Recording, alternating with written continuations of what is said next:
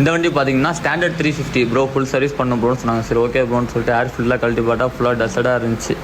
பார்த்தா air filter பார்த்தா உங்களுக்கே தெரியும் எவ்வளோ பிளாக் ஆகிருக்கு பாருங்கள். ஸோ ஏர் ஃபில்டர் வந்து ரொம்ப மெயின், பிக்கப்பு மைலேஜ் எல்லாத்துக்குமே.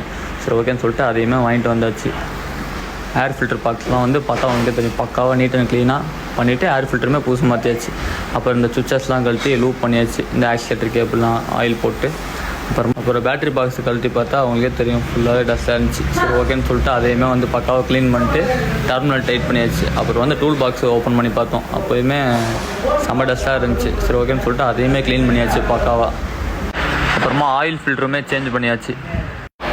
ரைட் சைடு கேஸ் கழட்டி பார்த்தா ஆஸ் யூஸ்வல் எப்பயும் போல் டஸ்ட்டாக இருந்துச்சு. சரி ஓகேன்னு சொல்லிட்டு அதையுமே ஆயில் சீலாம் கம்ப்ளீட்டாக மாற்றிட்டு ஃப்ரெஷ்ஷாக பெட்ரோல் போட்டு பக்காவாக க்ளீன் பண்ணியாச்சு. பார்த்தா அவங்களுக்கே தெரியும் இதுதான் வந்து பார்த்தா இன்னர் ஸ்ப்ராக்கெட்டு ஃபுல்லாக பெண்டாக இருந்துச்சு. சரி ஓகேன்னு சொல்லிட்டு அதையுமே பூசு மாற்றியாச்சு.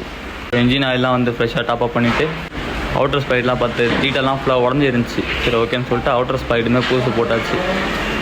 அப்புறமா பிரேக் ஷூவுமே வந்து பார்த்தா பூசு மாற்றியாச்சு. இந்த மாதிரி ஒர்க் உங்களுக்கும் பண்ணணும்னா புல்லட் வச்சுருக்கோங்க ஃப்ரெண்டுக்கு ஷேர் பண்ணுங்கள். நம்ம ஐடியா ஃபாலோ பண்ணுங்கள். Keep supporting Umar moto garage.